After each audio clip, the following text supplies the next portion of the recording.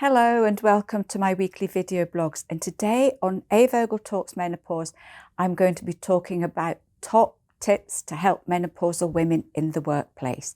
If you like my tips and advice, then please subscribe and remember to hit the bell icon so you can be notified of all my new videos.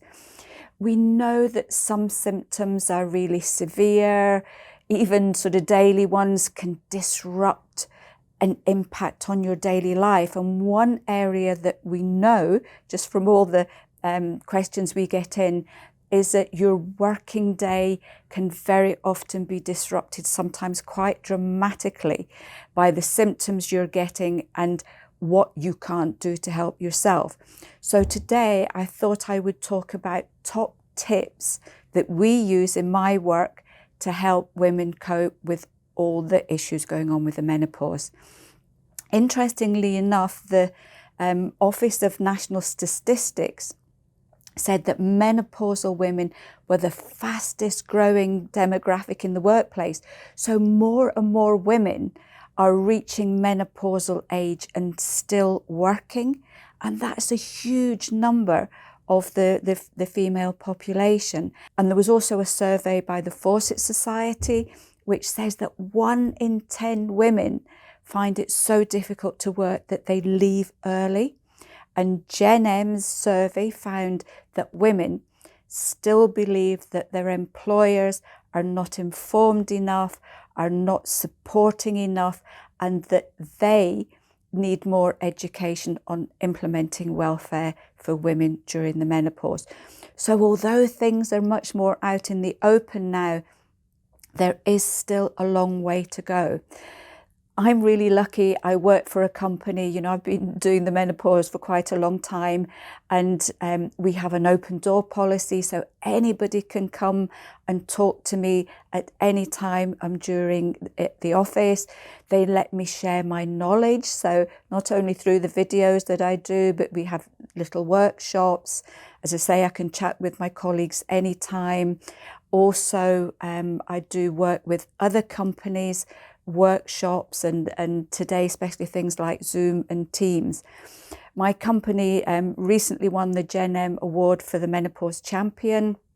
So this was for work in-house, but also the way that we share our tips and advice through as many other working outlets as we possibly can. So today I'm going to talk about the tips that I recommend to my workforce and also to all these other companies that come to us for advice. Number one, and this is the most important thing, does your company know that there is an issue? Have you talked to HR? And especially if you're in a company where the top echelon is mainly men, they are probably going to have no idea that a lot of women are having issues with the perimenopause and the menopause that may be affecting their work. So the first thing to do is let HR know and ask them for their help. Number two is check with HR. Do they have a menopause policy? A lot of big companies do, but they just haven't publicized it to all their employees. So if not, you can do some work yourself. If you're in the UK, you can look up the Quality Act 2010.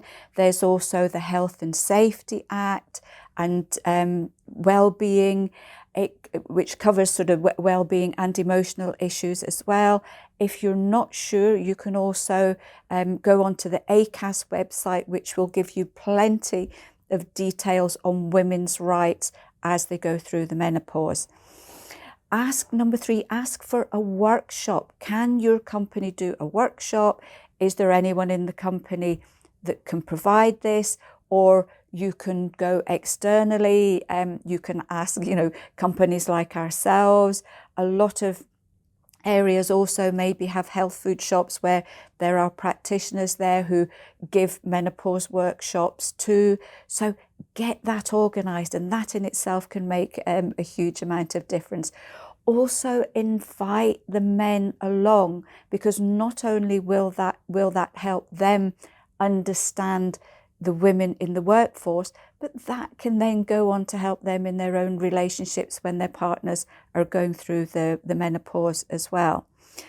If there isn't any group or anything going on at your work, set one up yourself. Maybe just have an unofficial one where you meet once a week at coffee time, or even set a date outside at the weekend or somewhere where you can get all the women together. And one of the things we found here, and also throughout all the work that I do, that sometimes all that women need is just somebody to talk to for 15 minutes, 20 minutes, and just being able to talk about how they feel can make a huge difference in how they can cope as well. Number 5 is deal with the symptoms that are causing you problems at work. And we know that sleep is probably the biggest issue here. If you are not sleeping well, you're starting your working day tired. That will affect your concentration. It will cause brain fog. And if you've got a physical job, that can cause fatigue. So one of the most important things here, get your sleep sorted. If you're having hot flushes at night, you can look at sage. If sleep itself is an issue, look at a combination of valerian and hops. You can look at concentration. Things like the herb Ginkgo biloba can be really helpful too. And also remember the water as well.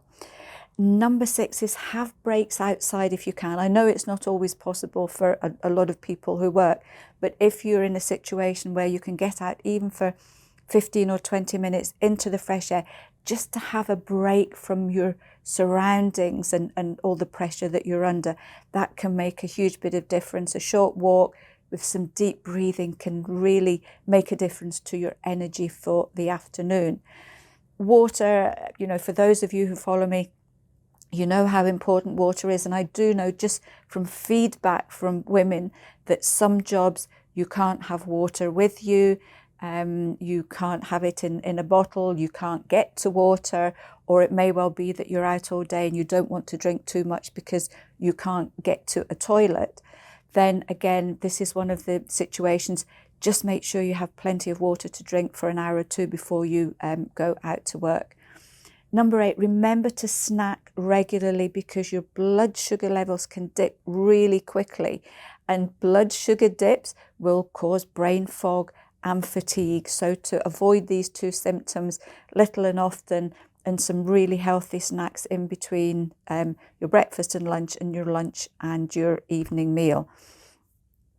Your environment as well. So number 9, check your environment. Is there any way that your company can improve your environment? Even something, if you're in a big office where there's maybe no windows, just getting your own personal fan. If there is an office where you can have an open window, can you move your desk right next to the window so that you can be much more comfortable? Number 10, this is another one where I've had a lot of feedback where certain companies, women have to wear uniforms, and very often these uniforms are man-made materials which can really make you sweat.